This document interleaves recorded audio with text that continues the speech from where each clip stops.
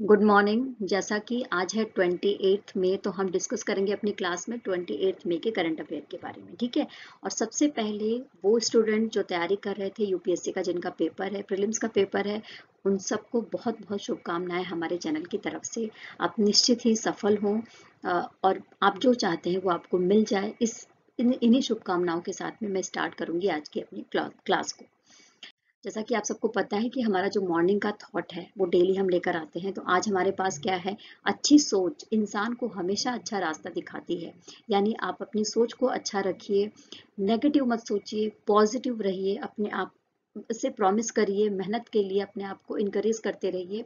निश्चित ही अगर आप किसी का बुरा नहीं चाहेंगे तो ईश्वर भी आपका बुरा नहीं चाहेंगे, और आप जो चाहते हैं वो आपको एक दिन जरूर मिल जाएगा। तो पॉजिटिव रहिए, सबके लिए अच्छा सोचिए और अपने जीवन के पथ पर आगे बढ़ते रहिए। तो इन्हीं विचारधाराओं के साथ में मैं स्टार्ट करूंगी आज की अपनी क्लास को, जिसमें हम सबसे पहले बात करेंगे वर्ल्ड हंगर डे के बारे में, जिसको हम मनाते हैं 28 मई को। ठीक है, विश्व भूख दिवस। और हम 28 मई को विश्व भूख दिवस यानी वर्ल्ड हंगर डे क्यों मनाते हैं? स्पेशली उन लोगों को जो भूखमरी से जिनका जो जीवन है वो प्रभावित है, भुखमरी की वजह से, खाना न मिलने की वजह से, जिनका हेल्थ केयर नहीं हो पा रही है, हेल्थ के ऊपर उनके प्रॉब्लम आ रही है, और उनके लिए क्या पॉलिसीज बनाई गई हैं, किस तरीके से वो खाना ले सकते हैं, किस तरीके से उनकी जो समस्याएं हैं भुखमरी से रिलेटेड उसका समाधान किया जा सकता है। इन सब बातों को ध्यान में रखते हुए ही 28 मई को वर्ल्ड हंगर डे मनाया जाता है। और इसकी स्टार्टिंग करी गई थी 2011 में, सबसे पहले द हंगर प्रोजेक्ट के तहत। द हंगर प्रोजेक्ट के तहत इसकी स्टार्टिंग करी गई थी 2011 में। और द हंगर प्रोजेक्ट के बारे में अगर बात करें तो ये क्या है? एक ऑर्गेनाइजेशन है अमेरिका से जो रिलेट करता है, जो कमिटेड है कि किस तरीके से वर्ल्ड हंगर को पूरी तरीके से खत्म कर दिया जाए पूरी दुनिया से। ओके। जो नेक्स्ट बात कर रहे हैं वो भारत के बारे में बात कर रहे हैं कि भारत की स्थिति क्या है भुखमरी को लेकर। तो देखो, जैसा कि हम सबको अच्छे से पता है कि हमने अभी जो है अपना 75th नंबर का इंडिपेंडेंस डे सेलिब्रेट करा है। लेकिन आज भी भारत में अगर हम देखें तो जो भुखमरी की समस्याएं हैं वो बहुत ज्यादा गंभीर स्थिति में आपको देखने को मिल सकती है। जैसे कि आप जब झारखंड जाएंगे, जब आप उड़ीसा जाएंगे, जब आप बिहार के कुछ एरियाज में जाएंगे, और जब आप फुटपाथ पे चलते हैं तो आप देखते हैं कि किस तरीके से जो रेड लाइट है वहां पर बच्चे होते हैं जो भूखमरी के शिकार हमें देखने को मिल जाते हैं। तो इस वजह से अगर देखा जाए तो भारत की स्थिति को ध्यान में रखते हुए ही जब 31 देशों की लिस्ट जारी करी गई तो उसमें देखा गया कि जो भारत की स्थिति क्या है, तो भारत की स्थिति वहां पर काफी ज्यादा दयनीय निकल कर आती है।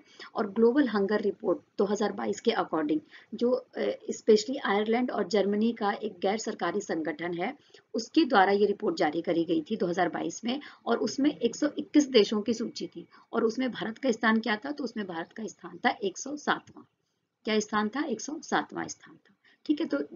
तो इन सब बातों से हम समझ सकते हैं कि भारत में अभी भी भुखमरी की स्थिति है, जिस पर काम किए जाने की जरूरत हमें समझ में आनी चाहिए।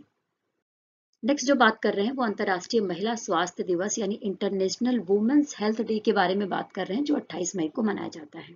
अच्छा देखो, जैसा कि नाम से ही समझ में आ रहा है, तो जो महिलाएं हैं उनके हेल्थ से रिलेटेड जो उनकी समस्याएं हैं उसको दूर करने के लिए, उनकी स्वास्थ्य संबंधी समस्याएं, उनकी जो अगर कोई मानसिक संबंधी समस्याएं हैं उसको दूर करने के लिए, उनके जो भी अधिकार हैं, हेल्थ केयर से रिलेटेड जो भी पॉलिसीज चलाई जा रही है उसको, उसका बेनिफिट वो कैसे ले सकती हैं, इन्हीं सब बातों को ध्यान में रखकर अंतर्राष्ट्रीय महिला स्वास्थ्य दिवस मनाया जाता है हर साल 28 मई को। ओके। ठीक है। तो हम इंटरनेशनल वुमेन्स हेल्थ डे कब मनाते हैं? तो 28 मई को हम मना रहे हैं international women's health day. Okay.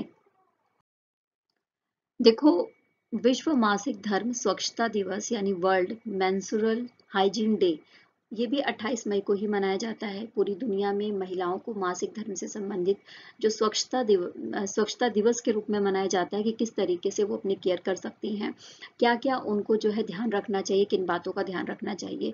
तो इन सब बातों को लेकर 28 मई को विश्व मासिक धर्म स्वच्छता दिवस यानी वर्ल्ड मेंस्ट्रुअल हाइजीन डे मनाया जाता है। 2023 की जो थीम है वो क्या है? तो 2023 की थीम है making menstrual a normal fact of life by 2030, यानी वर्ष 2030 तक जो मासिक धर्म है उसको जीवन का एक सामान्य फैक्ट बनाना है। यानी इसको बहुत ज्यादा हाइप नहीं करना है, एक नॉर्मल प्रक्रिया है और इस प्रक्रिया को समझना है और अपनी सोच को पॉजिटिव रखना है। ओके, तो वर्ल्ड मेंस्ट्रुअल हाइजीन डे हम कब मनाते हैं? 28 मई को मनाते हैं। नेक्स्ट जो हम बात कर रहे हैं, हैदराबाद में मेगा योगा महोत्सव का आयोजन किया गया था 27 मई को। कब किया गया था? 27 मई को। जैसा कि आप सबको पता है कि 21 जून को अंतर्राष्ट्रीय योगा दिवस होता है।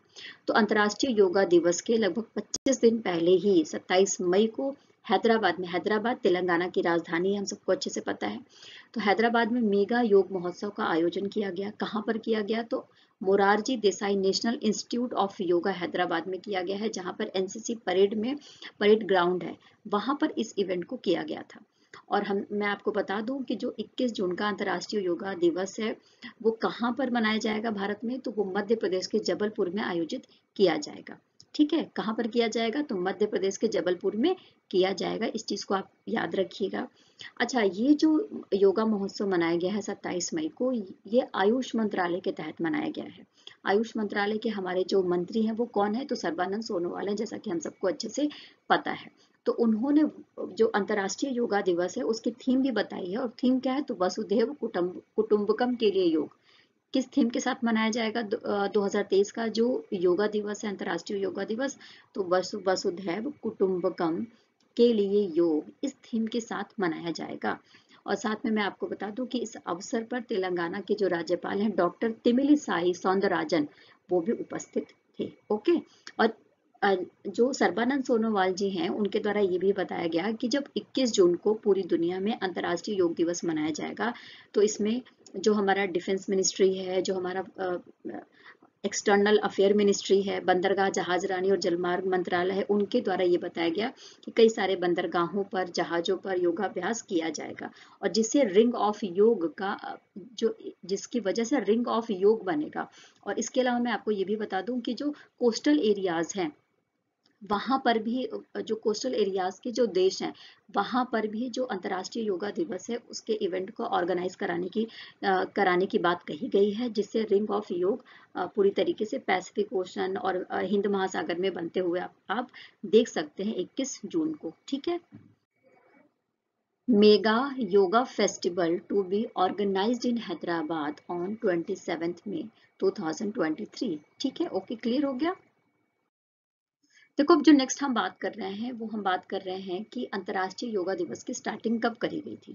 तो मैं आपको बता दूं कि जब संयुक्त राष्ट्र महासभा की का 69 नंबर का जो सत्र था उसका उद्घाटन किया गया, तो उस समय भारत ने ये प्रस्ताव रखा कि अंतर्राष्ट्रीय योगा दिवस हमें मनाना चाहिए। तो इसके बाद से ही दिसंबर 2014 में एक प्रस्ताव पारित किया गया संयुक्त राष्ट्र महासभा के द्वारा, और उसके बाद 21 जून को अंतर्राष्ट्रीय योग दिवस के रूप में मनाने की बात कर दी गई संयुक्त राष्ट्र महासभा के द्वारा। और उसके बाद से ही 2015 से हमने पहला जो अंतर्राष्ट्रीय योगा दिवस है 2015 में मनाया। और कहाँ पर मनाया? तो नई दिल्ली के राजपथ पर मनाया गया। कहाँ पर मनाया गया? तो नई दिल्ली के राजपथ पर अंतर्राष्ट्रीय योगा दिवस मनाया गया सबसे पहले। और जब ये योगा दिवस मनाया गया तब गिनीज बुक ऑफ वर्ल्ड में दो रिकॉर्ड कायम किए गए। गिनीज ऑफ वर्ल्ड रिकॉर्ड में दो जो रिकॉर्ड हैं वो कायम किए गए। वो क्या थे वो देख लेते हैं। तो जब ये योगा दिवस मनाया गया तो इसमें 84 जो देश हैं उनके प्रतिनिधियों ने भाग लिया था। पहला रिकॉर्ड ये था। दूसरा ये था कि 39,985 लोगों के द्वारा दुनिया भर में योगा किया गया, है ना। तो इससे एक बहुत बड़ा record Guinness book of world में शामिल किया गया अंतर्राष्ट्रीय योगा दिवस को लेकर। ठीक है, अब देखो, ग्रीस में अंतर्राष्ट्रीय जंपिंग मीटिंग हो रही थी जिसके बारे में हमने पढ़ा भी था। एक बार रिवीजन कर लेते हैं कि इसमें स्वर्ण पदक किसको मिला है। तो केरला से बिलोंग करते हैं, भारत के लॉन्ग जंपर हैं जिनका नाम है मुरली श्री शंकर। क्या नाम है? मुरली श्री शंकर। तो इन्होंने गोल्ड मेडल जीता है अंतर्राष्ट्रीय जंपिंग मीट में। और इन्होंने कितने मीटर की छलांग लगाई है? तो 8.188 मीटर की छलांग लगाई है। और जो सिल्वर मेडल है वो किसको मिला है? तो ये जेस्विन एल्ड्रिन को मिला है। किसको मिला है? जेस्विन एल्ड्रिन को। ठीक है, देखिए, जो इंटरनेशनल जंपिंग मीटिंग होती है वो 2011 से स्टार्ट करी गई थी और हर साल करी जाती है। ठीक है, इंटरनेशनल लेवल पे हर साल इंटरनेशनल जंपिंग मीटिंग का आयोजन किया जाता है, जिसमें लगभग 16 देशों के जो प्रतिभागी हैं वो भाग लेते हैं। और कहाँ पर किया जाता है? तो एक म्यूनिसिपल स्टेडियम है कालिथिया का, वहां पर इसका आयोजन किया जाता है। क्लियर? ग्रीस के बारे में बात करेंगे। देखो, ये मैप देखो पहले। ये पूरा मैप जो है वो ग्रीस का है। साथ में मैं आपको बता दूं कि ग्रीस की लोकेशन अगर आप देखने जाएंगे तो यूरोप महाद्वीप को देखिए, और यूरोप महाद्वीप का जो दक्षिणी पूर्वी हिस्सा है वहां पर आपको ग्रीस देखने को मिल जाएगा, जिसके एक तरफ आपको एजियन और दूसरे तरफ आपको आयोनियन समुद्र के जो द्वीप हैं वो देखने को मिल जाएंगे। यानी जो ये जो सागर है, समुद्र है, जिसका नाम है एजियन और आयोनियन सागर, इसमें आपको कई सारे छोटे छोटे द्वीप देखने को मिल जाएंगे। और साथ में मैं आपको बता दूं कि जो ग्रीस का सेंटोरिनी है वो किस लिए प्रसिद्ध है, तो वो अपनी काली रेत के लिए प्रसिद्ध है। यानी जो सेंटोरिनी द्वीप है वहां पर काली रेत पाई जाती है। इसकी राजधानी, ग्रीस की राजधानी क्या है, तो एथेंस है, और एथेंस ही यहाँ का सबसे बड़ा शहर भी है। आधिकारिक लैंग्वेज यहाँ पर ग्रीक बोली जाती है। राष्ट्रपति कतेरीना सकेलोपोलोऊ हैं और प्रधानमंत्री यूनिस सरमास है। कौन है? यूनिस सरमास। क्लियर? देखो, अब हम बात करें CII के अध्यक्ष के रूप में नियुक्त किए गए हैं आर दिनेश। कौन नियुक्त किए गए हैं? CII के अध्यक्ष नियुक्त किए गए हैं आर दिनेश। और साथ में मैं आपको ये भी बता दूं कि CII के उपाध्यक्ष के रूप में नियुक्त किया गया है राजीव मेमानी को। किसको? राजीव मेमानी को। तो ये जो दो नाम है याद रखिएगा।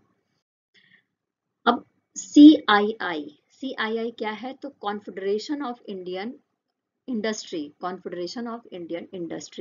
जिसको हम CII कहते हैं। इसका काम क्या है? इसका काम ये है कि ये जो है मध्यम आकार के उद्योग हैं उनके ऊपर फोकस्ड होकर काम करता है। एक तरीके से गैर सरकारी और गैर लाभकारी संगठन के रूप में काम करता है। इसमें आपको प्राइवेट सेक्टर और गवर्नमेंट सेक्टर के जो सदस्य हैं, लगभग जिनकी संख्या 9,000 है, वो देखने को यहाँ पर मिल जाएंगे। ये उद्योगों के वेलफेयर के लिए काम करता है, उनके विकास के लिए काम करता है। सरकार और नागरिक समाज के साथ साथ सहयोग को एक साथ, मतलब सरकार को और नागरिकों के बीच में जो समन्वय है उसको स्थापित करने का काम करता है। और प्रेजेंट टाइम में इससे जो रिलेट करते हैं रजिस्टर्ड जो इंडस्ट्रीज है इसके तहत, वो 3 लाख से अधिक है। ठीक है, 3 लाख से अधिक रजिस्टर्ड इंडस्ट्री इसके तहत काम करते हैं, यानी CII यानी कॉन्फेडरेशन ऑफ इंडियन इंडस्ट्री के तहत। क्लियर? देखिए, एक IRS अधिकारी है सुमन शर्मा। ठीक है, तो सुमन शर्मा को UPSC यानी संघ लोक सेवा आयोग के सदस्य के रूप में शपथ दिलाई गई है। यानी संघ लोक सेवा आयोग यानी UPSC के सदस्य के रूप में काम करेंगे कौन? सुमन शर्मा। ठीक है, जिनको अभी शपथ दिलाई गई है। क्लियर? अब UPSC के बारे में जान लेते हैं। तो UPSC का फुल फॉर्म क्या है? Union public service commission. क्या है? Union public service commission. इसका लोगो आप देख सकते हैं, लोगो में आपको दिख जाएगा सत्यमेव जयते के साथ में इसका लोगो है।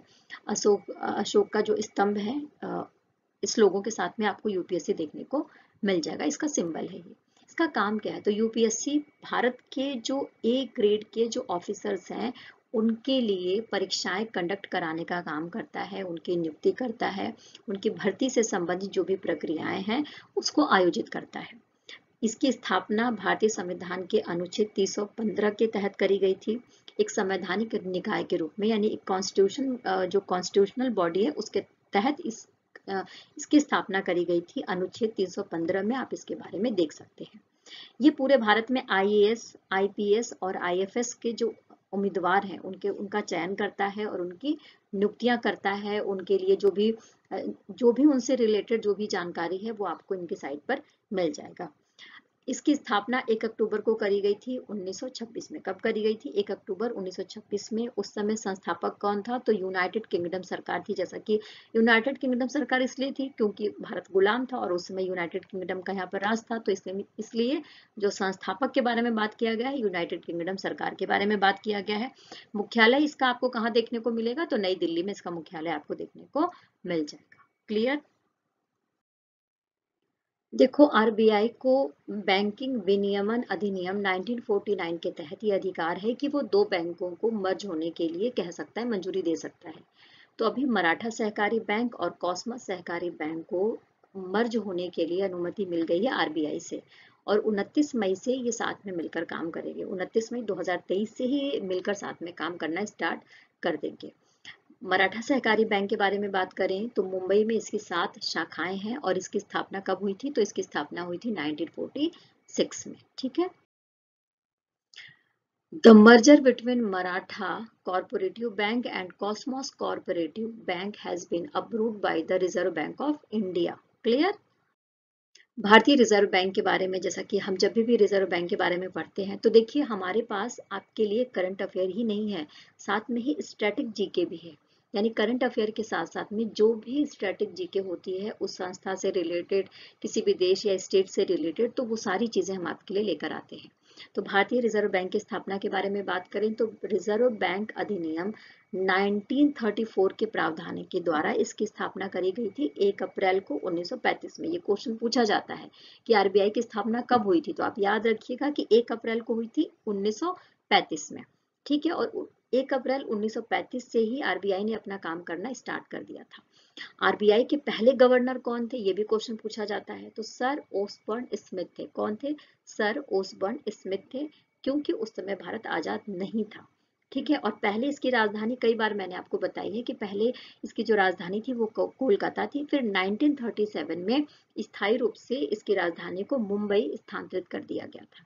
और इसके अलावा जो बैंक विनियमन अधिनियम 1949 है उसके तहत ये बैंकों को विनियमित कर सकता है, विलय कर सकता है, विनियमित कर सकता है, यानी उनके ऊपर कंट्रोल होता है आरबीआई का। ठीक है, और साथ में ही आरबीआई का जो अधिनियम 1934 के तहत गैर बैंकिंग वित्तीय कंपनी को भी विनियमित कर सकता है, ये अधिकार दिया गया है।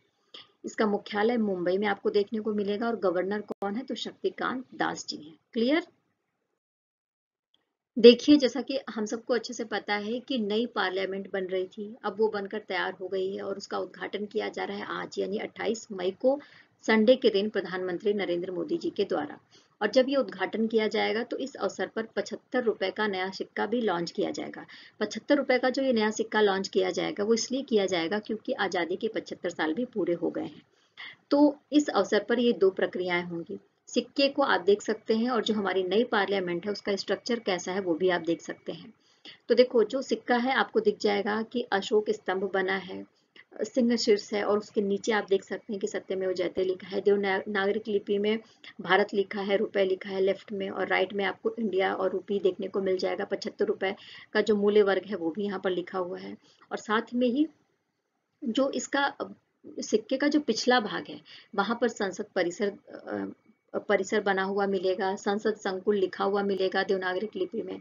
तो पार्लियामेंट कॉम्प्लेक्स प्रदर्शित किया गया है। तो इस तरीके से इस सिक्के को हमें जान लेना चाहिए, क्योंकि देखो कोई भी चीज नया होता है ना तो वो एग्जाम के लिए बहुत इंपॉर्टेंट हो जाता है। तो इसलिए ये बहुत इंपॉर्टेंट है जो आप याद रखिएगा। Clear? The central government will launch a new coin of rupees 75 on May 28 to mark the opening of the new parliament. Clear? देखिए, ये जो सिक्का है वो 4 धातुओं से मिलकर बना है, यानी मिश्र धातुओं से मिलकर बना है, जिसमें 50% सिल्वर है, 40% कॉपर मिलेगा, 5% निकल है और 5% जस्ता देखने को मिलेगा, यानी जिंक जिसको हम बोलते हैं, जस्ते को। ठीक है, और साथ में इसका वजन कितना है, तो 35 ग्राम इसका वजन है, और 44 मिली मीटर का इसका व्यास है। 44 मिली मीटर का इसका व्यास आपको देखने को मिल जाएगा। क्लियर? देखो, अब हम बात कर रहे हैं नीति आयोग। ठीक है, नीति आयोग की मीटिंग हुई है। किस नंबर की मीटिंग हुई है, तो 8वीं नंबर की बैठक हुई है, मीटिंग हुई है। और जिसकी अध्यक्षता, जैसे कि हम सबको पता है कि नीति आयोग का अध्यक्ष कौन होगा, तो पीएम नरेंद्र मोदी जी हैं। तो उन्होंने अध्यक्षता करी है। और साथ में ही ये जो गवर्निंग काउंसिल की बैठक हुई है, 8वीं बैठक हुई है, कहाँ पर हुई है, तो नई दिल्ली का जो प्रगति मैदान है वहां पर हुई है। और जब ये मीटिंग हुई तो उस समय इस बैठक की जो थीम थी वो क्या थी, तो बैठक की थीम थी Vikas Bharat at the rate 2047। Vikas Bharat at the rate 2047, team India की भूमिका, इस विषय के साथ में इस मीटिंग को गवर्निंग काउंसिल की जो ये मीटिंग थी वो कराई गई है, 8वीं बैठक कराई गई है। कहाँ पर कराई गई है, तो नई दिल्ली के प्रगति मैदान में कराई गई है। जिसके कुछ विषय हैं वो विषय देख लेते हैं कि कौन कौन से हैं। तो देखो, सबसे पहले जो बात करी गई है एमएसएमईज के बारे में बात करी गई है। एमएसएमईज मतलब सूक्ष्म, लघु और मध्यम उद्यमों के ऊपर जोर देना, बुनियादी ढांचे के ऊपर काम करना, इन्वेस्टमेंट को बढ़ाना, महिला सशक्तिकरण को, यानी वुमेन्स जो एम्पावरमेंट है उसको बढ़ाना, स्वास्थ्य और पोषण को बढ़ावा देना, स्किल डेवलपमेंट के लिए काम करना। तो इन सब विषयों के साथ में इस मीटिंग को किया गया है। ठीक है, the meeting is focused on the theme of growth India at the rate 2047 role of team India इसके साथ मनाई गई, इसके साथ ये बैठक करी गई है। ठीक है, गवर्निंग काउंसिल है इसकी बैठक करी गई है। क्लियर। नीति आयोग के बारे में बात करें तो नीति आयोग का मतलब है थिंक टैंक के रूप में काम करता है सेंट्रल गवर्नमेंट के लिए, जिसकी स्थापना करी गई थी। कब करी गई थी स्थापना? तो 1950 में करी गई थी। ठीक है, और पूरी तरीके से जो सरकार है उसकी जो भी जरूरतें हैं, उसको जो भी काम करना है, जिस पर फोकस करना है, उन सब विषयों को लेकर पॉलिसी बनाने का काम करती है। एमएसएमईज के बारे में बात करें या सूक्ष्म लघु और मध्यम उद्यम जो मंत्रालय है उसके तहत एमएसएमईज आते हैं, और एक तरीके से जो ये नोडल मिनिस्ट्री के रूप में काम करता है एमएसएमईज के लिए, इन सूक्ष्म लघु और मध्यम उद्योगों के लिए जो नोडल मिनिस्ट्री है वो कौन है? तो सूक्ष्म लघु और मध्यम उद्यम मंत्रालय है। ये क्या काम करता है? तो ये इस तरीके के उद्योगों को बढ़ावा देने के लिए काम करता है, पॉलिसीज बनाता है, फाइनेंशियली उनकी हेल्प करता है, उनके लिए मार्केट प्रोवाइड करवाता है, और जो भी बुनियादी ढांचा है, जो भी इंफ्रास्ट्रक्चर से रिलेटेड जो भी बेसिक नीड है उसको फुलफिल करने का काम किया जाता है इस मिनिस्ट्री के द्वारा। क्लियर। अब देखो, जो हम बात कर रहे हैं चीता परियोजना के बारे में बात कर रहे हैं, यानी जो राष्ट्रीय बाघ संरक्षण प्राधिकरण है उसमें 11 सदस्यीय चीता परियोजना संचालन समिति की स्थापना की गई है। यानी जो राष्ट्रीय बाघ संरक्षण प्राधिकरण है उसमें अब 11 सदस्य होंगे, और 11 सदस्यों की एक टीम होगी जो काम करेगी चीता परियोजना के ऊपर। ऐसा क्यों किया गया है? ऐसा इसलिए किया गया है क्योंकि ग्लोबल टाइगर फोरम के जो महासचिव हैं राजेश गोपाल, उन्हीं को ये जो समिति बनाई गई है ना 11 सदस्यों की, उसका अध्यक्ष भी इनको नियुक्त किया गया है। और इसकी जो नोडल मिनिस्ट्री है कौन सी है? तो पर्यावरण, वन और जलवायु परिवर्तन जो हमारा मंत्रालय है उसके तहत ये काम करेगा। ये इसलिए किया गया है क्योंकि 6 चीतों की मौत हो गई है। तो 6 चीतों की मौत होने की वजह से ही इस तरीके की समिति बनाने की जरूरत पड़ी है। और ये जो राष्ट्रीय बाघ संरक्षण प्राधिकरण है इसके अध्यक्ष कौन होंगे? तो इसके अध्यक्ष होंगे राजेश गोपाल, जो ग्लोबल टाइगर फोरम के महासचिव हैं। ठीक है, और इसके जो ये 11 सदस्य हैं, एक तो हो गए अध्यक्ष, और जो 10 सदस्य हैं वो अलग अलग फील्ड से रिलेट करते हैं, जो फुलफिल जो क्राइटेरिया है उसको कंप्लीट करेंगे इस समिति के लिए। यानी जो टाइगरों के लिए, चीता के संरक्षण के लिए जो कुछ भी योजनाएं बनाई जाएंगी, जिस फील्ड पर भी काम किया जाएगा, अलग अलग फील्ड से रिलेट करते हैं ये 11 सदस्य, जिनकी लिस्ट आगे वाली स्लाइड में लिखी गई है, जिसको आप देख सकते हैं, पढ़ सकते हैं, वीडियो पॉज करके भी देख सकते हैं, और हमारे टेलीग्राम के लिंक पर भी जाकर आप अच्छे से अपने नोट्स बना सकते हैं। तो जैसा कि देखो, ये जो 10 सदस्य हैं, 11 सदस्य हैं, वो कौन कौन से हैं, उनका नाम लिखा गया है, वो किस किस डिपार्टमेंट से रिलेट करते हैं। तो पूरी तरीके से हम ये समझ सकते हैं कि जो चीता परियोजना है उसको पूरी तरीके से सफल बनाने के लिए ऐसा किया गया है। तो राजेश गोपाल, जैसा कि हमने बता दिया कि वन्य जीव संरक्षण और प्रबंधन में अनुभवी हैं, जिनको अध्यक्ष बनाया गया है। RN मल्होत्रा, ये राजस्थान के पूर्व प्रधान मुख्य वन संरक्षक हैं, तो इनको नेचुरल सी बात है कि जो इन्वायरमेंटल जो भी रिक्वायरमेंट है टाइगर्स के लिए उसके बारे में इनको पता होगा। इसके अलावा भारतीय वन्यजीव संस्थान के पूर्व निदेशक रहे हैं PR सिन्हा। यानी आप देख सकते हैं अलग अलग फील्ड से यहाँ पर अलग अलग सदस्यों को लिया गया है। ठीक है, राष्ट्रीय बाघ संरक्षण प्राधिकरण यानी NTCA के बारे में बात करें तो इसकी स्थापना कब करी गई थी? दिसंबर 2005 में। दिसंबर 2005 में स्थापना करने के बाद में जो इसका मोटिव था वो ये था कि हमारे देश से जो टाइगर हैं वो विलुप्त होने की कगार पर हैं, तो किस तरीके से उनको भारत में पुनर्गठित किया जा सके, उनके लिए जो इन्वायरमेंट की, जिस तरीके के इन्वायरमेंट की ज़रूरत है उसको प्रोवाइड किया जा सके, उनके संरक्षण के लिए क्या पॉलिसीज़ हैं, क्या दिशा निर्देश हैं जो तैयार करने की ज़रूरत है, और कैसे इसको लागू कराया जा सकता है। इन सब विषयों को लेकर ही राष्ट्रीय बाघ संरक्षण प्राधिकरण यानी NTCA की स्थापना करी गई थी दिसंबर 2005 में। ठीक है, इसकी जो स्थापना है वो टाइगर टास्क फोर्स के द्वारा करी गई थी। किसके द्वारा करी गई थी? टाइगर टास्क फोर्स के द्वारा करी गई थी। ओके, देखिए, विश्व मौसम विज्ञान संगठन, ठीक है, उसने कहा है कि ग्रीन हाउस गैस उत्सर्जन के लिए विश्व मौसम विज्ञान कांग्रेस की तरफ से एक नई इनिशिएटिव की स्टार्टिंग करी गई है, और इस इनिशिएटिव का नाम क्या रखा गया है? तो new green house gas monitoring initiative, यानी कि नई ग्रीन हाउस गैस निगरानी के लिए एक इनिशिएटिव लिया गया है। ये क्या काम करेगा?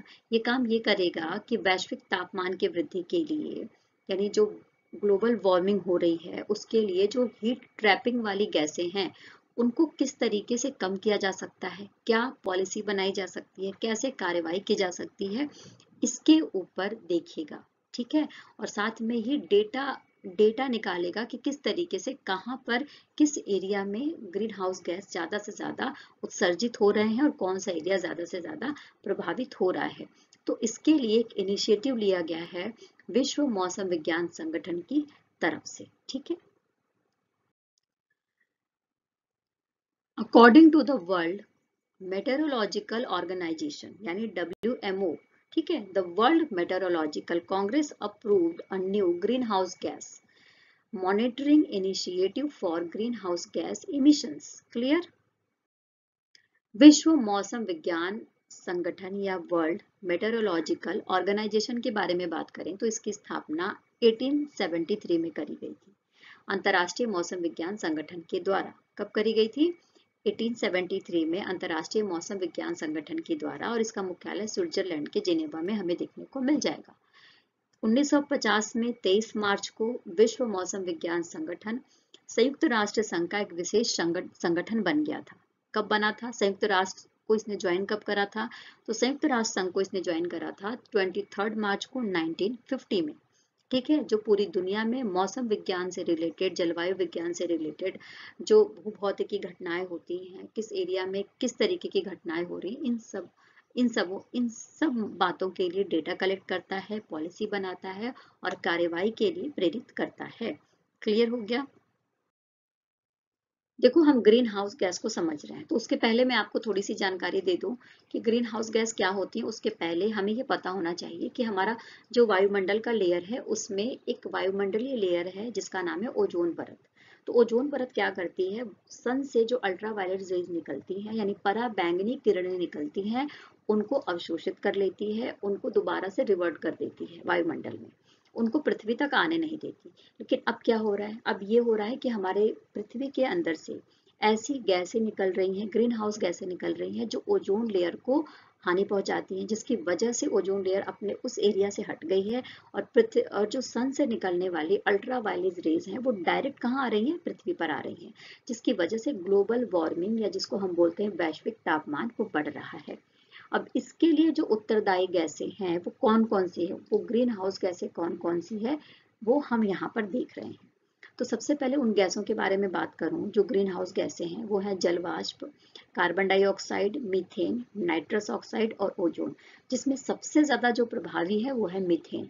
मीथेन के बारे में अगर मैं बात करूं तो कोयले से, तेल से, गैस से और इसके अलावा जो पशुधन खेती होती है उससे निकलने वाला जो ये मीथेन है वो सबसे ज्यादा प्रभावशाली ग्रीन हाउस गैस में आता है।